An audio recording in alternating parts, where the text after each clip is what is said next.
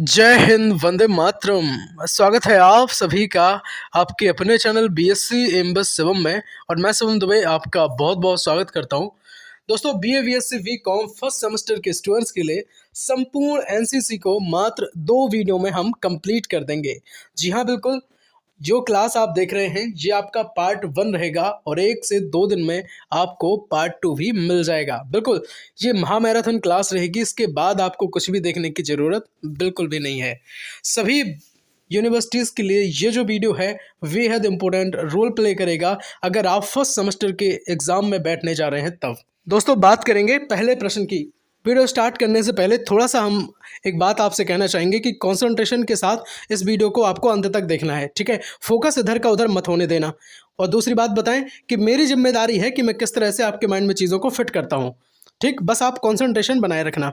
और एक बात ये कि थोड़ा सा हम फास्ट इस वीडियो में चलेंगे, क्वेश्चन को हम थोड़ा फास्ट फास्ट समझेंगे क्योंकि टाइम कम है। कम टाइम में ज़्यादा चीज़ें आपके माइंड में फिट करानी है, ठीक है। बाकी आपसे स्टार्टिंग में बोला था हमने कि ये मैराथन क्लास है और 2 पार्ट में कवर करा देंगे, तो बिल्कुल विश्वास रखना अपने इस भाई पर कि 2 पार्ट का बोला है तो 2 पार्ट में ही कवर होगा। ये पार्ट 1 है और दूसरा पार्ट आपको जल्द मिल जाएगा, ठीक है। चलो अब स्टार्ट करते हैं पहले क्वेश्चन से। राष्ट्रीय कैडेट कोर समिति की स्थापना की गई थी, है ना। तो ये हृदयनाथ कुंजरू द्वारा, महात्मा गांधी जी द्वारा, जवाहरलाल नेहरू साहब द्वारा या फिर सुभाष चंद्र बोस साहब द्वारा की गई थी। तो बात करेंगे राइट आंसर की, तो हृदयनाथ कुंजरू साहब द्वारा जो है राष्ट्रीय कैडेट कोर समिति की स्थापना की गई। अब इसमें हम फैक्ट जानेंगे, हर क्वेश्चन के साथ जो है हम पूरा कंप्लीट फैक्ट समझेंगे। देखो यहाँ पे एक क्वेश्चन नहीं, एक क्वेश्चन के साथ 5 से 6 क्वेश्चन में लेके चलूंगा। यहाँ पे देखो, राष्ट्रीय कैडेट कोर की अगर बात करें तो एनसीसी का पूर्ण रूप हो जाएगा राष्ट्रीय कैडेट कोर, ठीक है।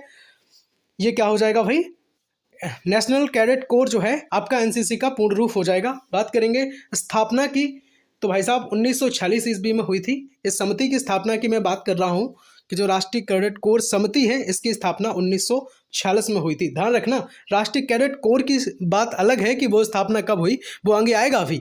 लेकिन ये बात है कि राष्ट्रीय कैडेट कोर समिति की स्थापना कब हुई, जो जिसके अध्यक्ष जो हैं या जो स्थापना की वो किनने करी, तो वो हृदयनाथ कुंजरू साहब ने करी। और ये कब हुई, तो आप कहना सर 1946 में हुई, ठीक है। चलो अब यहाँ समझेंगे। एनसीसी के मुख्यालय की बात करें तो भाई साहब दिल्ली में इसका मुख्यालय हो जाएगा, है ना। 3 क्वेश्चन हो गए। और यहाँ से बात करेंगे एनसीसी में सम्मान एवं जो पुरस्कार प्रारंभ हुआ, सम्मान देना या पुरस्कार देना प्रारंभ हुआ, तो ये 1984 से हुआ। इस बात को भी अपने माइंड में फिट करके रखना। चलिए एक और बात करें तो एनसीसी को इंग्लिश में अगर जानेंगे तो नेशनल कैडेट कोर कहते हैं। ये 1 2 3 4 5 और एक वो क्वेश्चन, 6 क्वेश्चन एक क्वेश्चन में कंप्लीट हो गए। चलिए बात करेंगे अब दूसरे क्वेश्चन की यहाँ पे, ठीक है। चलिए बात करेंगे दूसरे क्वेश्चन की। देखो, वर्तमान में भारत में एनसीसी के कितने निदेशालय हैं। भाई आपको बताना है कि वर्तमान में एनसीसी के निदेशालय कितने हैं, तो आप कहेंगे सर 17 हो जाएंगे। कितने हो जाएंगे, तो आप कहेंगे सर 17 निदेशालय जो हैं भारत में वर्तमान में एनसीसी के निदेशालय हो जाएंगे। चलिए यहाँ पे थोड़ा सा हम फैक्ट एक समझ लेते हैं कि अगर यूपी में आपसे कोई पूछ ले कि एनसीसी का निदेशालय कहाँ है, तो आप कहेंगे सर लखनऊ में हो जाएगा। कहाँ हो जाएगा, तो आप कहेंगे सर लखनऊ में हो जाएगा। और एनसीसी के स्थापना वर्ष का कोई पूछ ले तो आप कहना सर 15 जुलाई 1948। जी हाँ बिल्कुल, एनसीसी के स्थापना वर्ष की यहाँ पे बात हो रही है तो 1948 हो जाएगा। और अभी मैंने आपसे कहा था कि एनसीसी की जो समिति है ना, एनसीसी की जो समिति है वो कब हुई गठित, तो आप कहेंगे सर 1946 में हुई। किसके द्वारा हुई, तो आप कहेंगे सर हृदयनाथ कुंजरू साहब के द्वारा हुई। बहुत बढ़िया। वर्तमान में कितने निदेशालय हैं, तो आप कहेंगे सर 17 निदेशालय जो हैं वो एनसीसी के भारत में वर्तमान में है। और यूपी में एनसीसी निदेशालय कहाँ है, तो आप कहेंगे सर लखनऊ में है। इस बात को याद रखना। एनसीसी का स्थापना दिवस की अगर मैं बात करूँ तो 15 जुलाई 1948 हो जाएगा। अगर अच्छा लग रहा हो ना, थोड़ा बहुत भी अच्छा लग रहा हो तो यार लाइक कर दो और कमेंट में एक बार जय हिंद जरूर लिख दो, है ना। एक बार जय हिंद कमेंट में लिख दो। चलिए बात करेंगे यहाँ पे तीसरे क्वेश्चन की। भारत में सुरक्षा सेनाओं का सर्वोच्च कमांडर कौन होता है। बिल्कुल आपके एग्जाम के पॉइंट ऑफ व्यू से ही ये क्वेश्चन हम बना रहे हैं। भारत में सुरक्षा सेनाओं का जो सर्वोच्च कमांडर होता है, क्या प्रधानमंत्री होता है या राष्ट्रपति होगा, रक्षा मंत्री होगा या फिर गृह मंत्री हो जाएगा। तो बात करेंगे अपने प्रधानमंत्री साहब की। तो जो सुरक्षा सेनाओं के सर्वोच्च कमांडर होते हैं कौन होते हैं भाई, तो आप कहेंगे सर प्रधानमंत्री साहब जो हैं सुरक्षा सेनाओं का कमांडर होता है। चलिए अब यहाँ पे कुछ फैक्ट हम समझ लेते हैं जरा। रक्षा अनुसंधान विकास परिषद का जो अध्यक्ष होता है वो रक्षा मंत्री होता है। बिल्कुल सही है, रक्षा से रक्षा जुड़ा है, बिल्कुल याद करने में भी हमें प्रॉब्लम नहीं होगी। चलिए यहाँ से दूसरा फैक्ट हम समझते हैं कि आर्मी के जो मध्य कमान का हेडक्वार्टर है वो कहाँ है, तो आप कहेंगे सर लखनऊ में हो जाएगा, है ना। आर्मी के मध्य कमान का हेडक्वार्टर कहाँ होगा, तो आप कहेंगे सर लखनऊ में हो जाएगा। और सेना की दक्षिण पश्चिमी कमान का मुख्यालय, तो आप कहेंगे सर जयपुर। ठीक है, सेना की दक्षिण पश्चिमी कमान का मुख्यालय कहाँ है, तो आप कहेंगे जयपुर है। आर्मी के मध्य कमान की बात करें तो लखनऊ में अपने प्यारे उत्तर प्रदेश में है। ठीक है, चलिए बहुत बढ़िया। बात करेंगे प्रश्न नंबर 4 की। भारतीय संसद में एनसीसी अधिनियम पारित हुआ है, भाई साहब बताओ कब हुआ, तो मैंने अभी आपको बताया था ऊपर कि 15 जुलाई 1948 की अगर बात आ जाए, है ना, 15 जुलाई 1948 की अगर बात आ जाए तो ये होता है आपका कि भारत में जो एनसीसी अधिनियम है वो पारित हुआ था। सेकंड इस क्वेश्चन का राइट आंसर हो जाएगा। वीडियो को एक बार शेयर कर दो यार, है ना, शेयर कर दो। जो स्टूडेंट परेशान हो रहे हैं, कोई भी परेशान ना हो, है ना। अगर आप किसी का भला करते हैं तो भगवान आपके साथ भी क्या करते हैं, अच्छा करते हैं। तो एक बार शेयर जरूर कर दो यार क्लास को। चलिए बात करेंगे यहाँ पे फैक्ट की। तो फैक्ट है भाई कि एनसीसी ईयर विंग की स्थापना कब हुई, तो आप कहेंगे सर 1950 ईस्वी में एनसीसी ईयर विंग की स्थापना हुई है। ठीक है, चलो बहुत बढ़िया।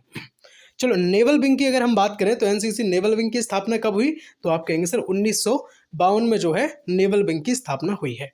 बहुत बढ़िया। चलिए एक क्वेश्चन यहाँ से बन जाता है, कभी कभी पूछ सकता है वो आपसे कि भाई बताओ 1947 से पहले अपने प्यारे देश भारत का नाम क्या था, तो आप कहेंगे सर जम्बू द्वीप, भारत खंड, हिमवर्ष, आर्यावर्त, हिंद, हिंदुस्तान, ये सब जो है 1947 के पहले के अपने भारत के नाम हैं, है ना। इंडिया आप हमें बताएंगे कि ये 1947 के बाद रखा गया या पहले रखा गया, एक बार कमेंट में हमें जरूर बताएंगे। ठीक है, एक बार कमेंट में बताएंगे। हम कोशिश ये करते हैं कि आपके सारे कमेंट के रिप्लाई हम करें। बिल्कुल आप हमें बताओ कि नेक्स्ट क्लास आपके सब्जेक्ट की देखना पसंद करेंगे।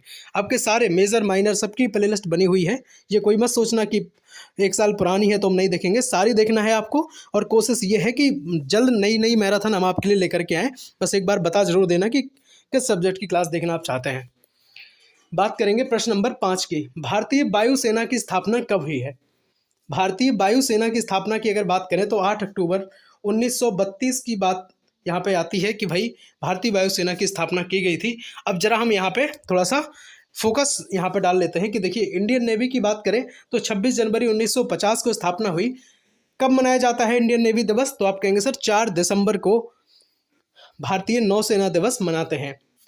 भारतीय सेना दिवस कब मनाते हैं, तो आप कहेंगे सर 1 अप्रैल को मनाते हैं। 1 अप्रैल 1895 ईस्वी को जो है इंडियन आर्मी की स्थापना हुई थी। वायुसेना की अभी मैंने आपको बताया इनके बारे में कि भाई 8 अक्टूबर 1932 ईस्वी को इसकी स्थापना हुई। 8 अक्टूबर को जो है हम ये दिवस मनाते हैं। बस ध्यान रखना ये दोनों ही जो है सेम डेट पर मनाते हैं। ठीक है, बाकी ये 26 जनवरी 1950 को ही, लेकिन ये 4 दिसंबर को मनाते हैं। बस ये याद रखने की बात थोड़ी सी हो जाएगी। थोड़ा सा लिख जरूर लेना, है ना, कोशिश करना कि नोट्स बनाते हुए चलो। देखो भाई जितने जो सब्जेक्ट आपके जैसे मेजर हैं या फिर माइनर है, तो मेजर जितने इंपॉर्टेंट है ना उतने ही माइनर सब्जेक्ट भी आपके इंपॉर्टेंट होते हैं। बल्कि मैं कहूँगा कि माइनर सब्जेक्ट तो ऐसे सब्जेक्ट होते हैं जो आपकी परसेंटेज में 4 चांद लगा सकते हैं, एकदम चमक जाएगी परसेंटेज अगर इनमें नंबर बढ़िया ले आए तो। और वैसे भी ये तो आपके जो है ऑब्जेक्टिव पेपर इनका होना है ना। प्रश्न नंबर 6 की मैं बात करूंगा। भारतीय थल सेना के अध्यक्ष हैं। भारतीय थल सेना के अध्यक्ष की बात करें, देखो अभी हमने दिवस समझ लिए, है ना, और साथ ही में हमने ये समझ लिया कि इनकी स्थापना कब हुई, वायुसेना की कब हुई, थल सेना की कब हुई, जल सेना की कब हुई, है ना, सबकी समझ ली।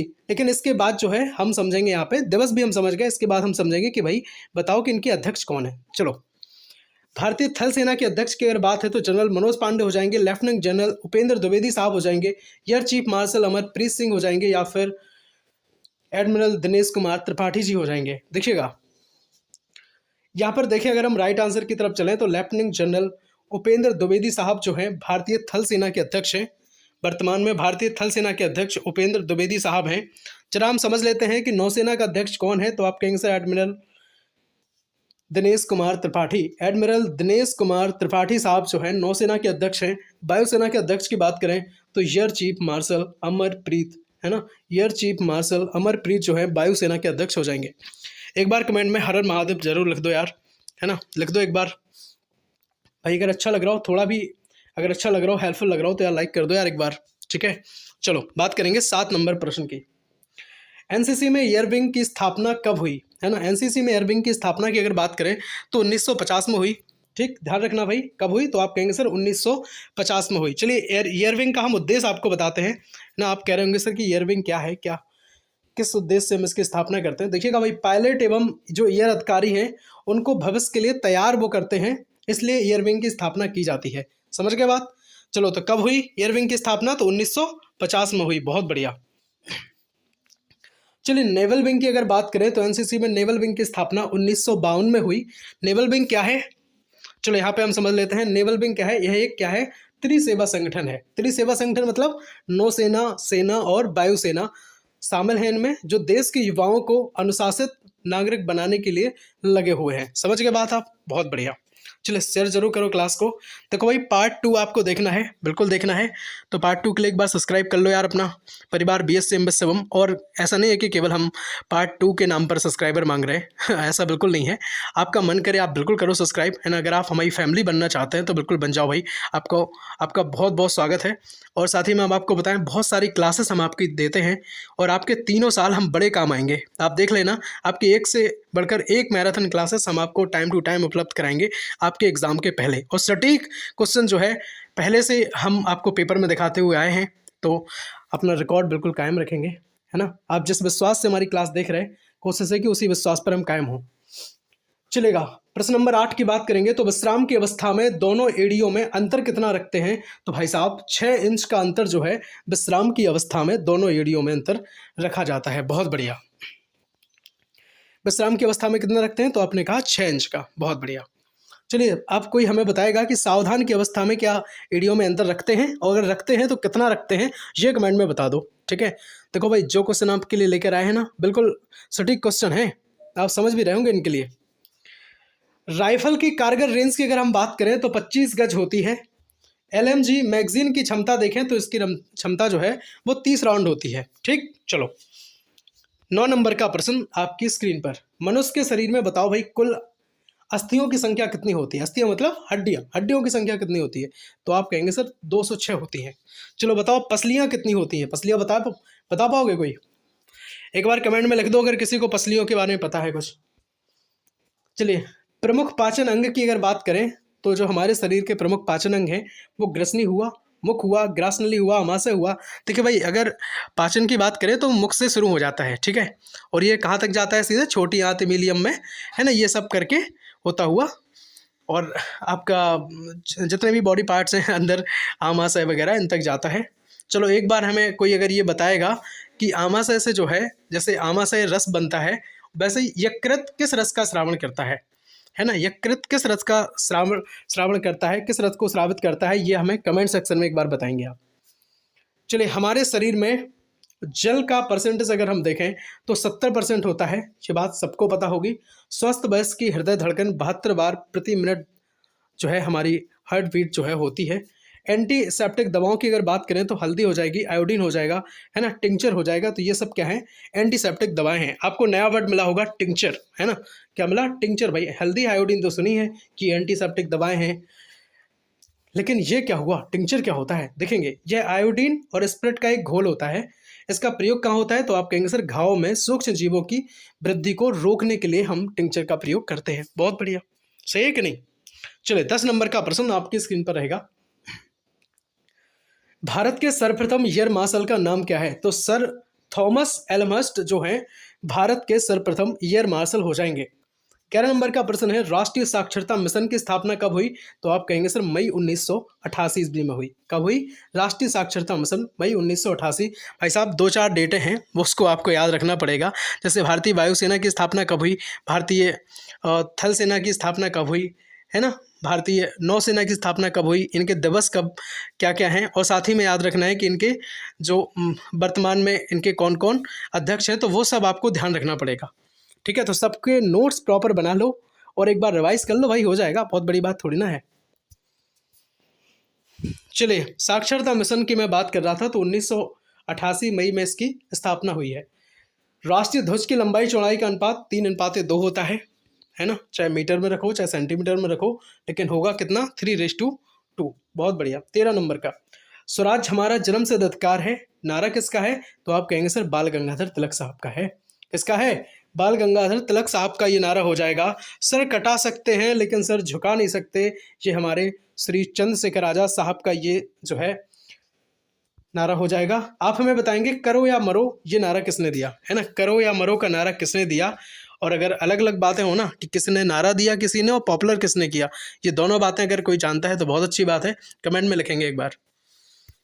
14 नंबर का प्रश्न आपकी डिस्प्ले पे, भारत पर आक्रमण करने वाला प्रथम मुगल शासक, तो आप कहेंगे सर मोहम्मद बिन कासिम जो है भारत पर आक्रमण करने वाला प्रथम मुगल शासक है, जिसने पहले मुस्लिम शासक ने जो है अपने प्यारे भारत पर आक्रमण किया था, मोहम्मद बिन कासिम ने। चलिए बात करेंगे 15 नंबर का प्रश्न, परेड पर आदेश स्क्वाड जो है कितने कदम आगे चलती है, तो आप कहेंगे सर 15 कदम। ठीक है, कितने कदम आगे चलती है, तो आप कहेंगे सर 15 कदम आगे चलती है। बहुत बढ़िया। चलो क्विक मार्च हम समझ लेते हैं। क्विक मार्च की अगर बात करें तो तेज चाल में जो क्विक मार्च होता है कितने कदम आगे रखे जाते हैं, तो आप कहेंगे सर 120 कदम। कितने? 120 कदम जो है वो आगे रखे जाते हैं। बात को माइंड में फिट कर लो। आर्म ड्रिल की किस स्थिति में जो है चाल वाला पुर्जा अलग कर दिया जाता है, तो ये टेस्ट वेपन की स्थिति में जो है अलग कर दिया जाता है। इस बात को भी अपने माइंड में फिट करके रखिएगा। चलिए नेक्स्ट क्वेश्चन की बात करें। यहाँ पे प्रश्न नंबर 16, संयुक्त राष्ट्र संघ की स्थापना कब की गई? भाई साहब बहुत बढ़िया। संयुक्त राष्ट्र संघ की स्थापना की अगर बात करें तो 24 अक्टूबर 1945 को की गई, है ना। चलो यहाँ से एक क्वेश्चन ये बनता है कि संयुक्त राष्ट्र संघ दिवस कब मनाते हैं, तो 24 अक्टूबर को मनाते हैं। ये भी अपने माइंड में फिट करके रखिएगा। प्रधानमंत्री को दी गई गॉड ऑफ ऑनर की जो उपाधि है, ये देते समय आधिकारिक रैंक और फाइल होते हैं, तो आप कहेंगे सर ये 100 यहाँ पे आपको याद रखना है। बिल्कुल सिंपल क्वेश्चन है, कई बार यहाँ से पूछा गया है, तो बिल्कुल आप इस क्वेश्चन को समझ लें। 17 नंबर का प्रश्न जो है आपकी स्क्रीन पर रहेगा, भारतीय सुरक्षा सेनाओं का सर्वोच्च कमांडर कौन होता है? तो भारतीय सुरक्षा सेनाओं के सर्वोच्च कमांडर की अगर बात करें तो हमारे प्रधानमंत्री साहब हो जाएंगे, है ना, या फिर राष्ट्रपति साहब हो जाएंगे, या फिर रक्षा मंत्री, या फिर जनरल। देखिए भाई, सर्वोच्च सुरक्षा सेनाओं का सर्वोच्च कमांडर की अगर बात करें तो ये होता है प्रधानमंत्री, और तीनों सेनाओं के प्रमुख की अगर बात करें तो ये होता है राष्ट्रपति। जी हाँ बिल्कुल, तीनों सेनाओं का प्रमुख राष्ट्रपति होता है, और भारतीय सुरक्षा सेनाओं का सर्वोच्च देखें तो वो प्रधानमंत्री होता है। ठीक है, चलो अब एक और बात बताएं। स्वतंत्र भारत के प्रथम राष्ट्रपति जो थे वो डॉक्टर राजेंद्र प्रसाद साहब थे। और अगर बात करें प्रधानमंत्री जी की, तो स्वतंत्र भारत के प्रथम प्रधानमंत्री कौन थे, तो पंडित जवाहरलाल नेहरू साहब हो जाएंगे। ठीक है, अच्छा अब एक बात और सुनो भाई। देखिए कोई बच्चा कह रहा होगा कि सर ये तो 17 क्वेश्चन ही है, कैन से काम हो जाएगा? भाई साहब 17 की जगह मैंने काफ़ी क्वेश्चन करा दिए हैं। आप जब लिखेंगे ना 1 बाय 1 तो आपको पता चल जाएगा कि ये क्वेश्चन की संख्या ज़्यादा हो गई है, और जो पार्ट 2 लेकर के आएंगे उसमें थोड़े क्वेश्चन ज़्यादा रहने वाले हैं। ठीक है, तो बिल्कुल आप सब्सक्राइब कर सकते हैं, अपनी फैमिली बन सकते हैं, और पार्ट 2 बहुत जल्द आएगा। बाकी हम आपको बताएं, बहुत सारी क्लासेस अपने परिवार BSc एमएस शिवम पर अवेलेबल हैं। चाहे मैं बात करूं NCC जो है नेशनल कैडेट कॉर्प्स, इसकी पहले की बहुत सारी क्लासेस हैं, संपूर्ण NCC जिसमें हमने कंप्लीट किया था, वो भी देख लें। इंडियन कॉन्स्टिट्यूशन अगर आपका सब्जेक्ट है तो बिल्कुल जो इम्पोर्टेंट क्वेश्चन है हिंदी और इंग्लिश मीडियम वाले बच्चों के लिए, तो हमने बताया था कि वेरी वेरी इंपॉर्टेंट क्वेश्चन कौन कौन से हो सकते हैं, तो ये भी आप एक बार देख सकते हैं। जनरल साइंस अगर आपका सब्जेक्ट है तो जनरल साइंस के भी काफ़ी चीज़ें अपने चैनल पर हैं। बाकी लिंक हम डिस्क्रिप्शन बॉक्स में आपके साथ शेयर कर देंगे, और बाकी आप सीधा प्लेलिस्ट आप विजिट करिएगा तो आपको ज़्यादा सही रहेगा, है ना। फूड न्यूट्रिशन हाइजीन जो है, अगर आपका ये माइनर है, क्वालिफाइंग माइनर है, तो इनके भी बहुत सारे वीडियोस अपने परिवार पर अवेलेबल हैं, ज़रूर देखें। और किसी भी माइनर सब्जेक्ट को, चाहे NCC हो, है ना, या आपके अदर जो दूसरे जो माइनर सब्जेक्ट हैं, किसी भी माइनर सब्जेक्ट को हल्के में नहीं लेना है कि भाई ये तो माइनर है। ये तो बहुत अच्छे माइनर होते हैं जिनसे आपकी परसेंटेज चमक सकती है। तो पूरा फोकस के साथ सब चीज़ें कंप्लीट करो, नोट्स बनाते जाओ। बाकी पेपर मोड जो है सब OMR होंगे, है ना, सब नहीं होंगे OMR, केवल माइनर OMR होंगे आपके, और माइनर में केवल 2 माइनर OMR होंगे, बाकी 4 जो हैं, 3 मेजर और 1 माइनर जो है आपका लिखित होगा। ध्यान रखना इस बात को। और बताएंगे भाई कि किस सब्जेक्ट की क्लास जो है आप देखना चाहते हैं या चाहती हैं, आप हमें कमेंट करके एक बार ज़रूर बताएंगे। हमें बेहद खुशी होती है। और आपके कमेंट के अकॉर्डिंग ही हम क्लास बनाएंगे। मैराथन चाहते हैं तो मैराथन बताएं, और यूनिट वाइज चाहते हैं तो यूनिट वाइज बताएं, पर जल्दी बता दें ताकि हम क्लासेस का सिलसिला जो है अब रुकने ना पाए और चलने लगे। क्योंकि मेरे बहुत सारे स्टूडेंट ऐसे होंगे जो सोच रहे होंगे लो सर ने तो काफ़ी टाइम से क्लास नहीं डाली। आप बिल्कुल परेशान ना हो, हम आपके साथ हैं और बिल्कुल आपका साथ जरूर निभाएंगे। चलिए मिलते हैं अगली वीडियो में, तब तक के लिए जय हिंद, वंदे मातरम, भारत माता की जय। अगर वीडियो को अभी तक लाइक नहीं किया है तो यार एक बार लाइक कर दो, कमेंट में हर हर महादेव लिख दो एक बार, और सब्सक्राइब करके जुड़ जाओ। पार्ट 2 हम बहुत जल्दी करके आएंगे इस वीडियो का। ठीक है, जय हिंद, वंदे मातरम।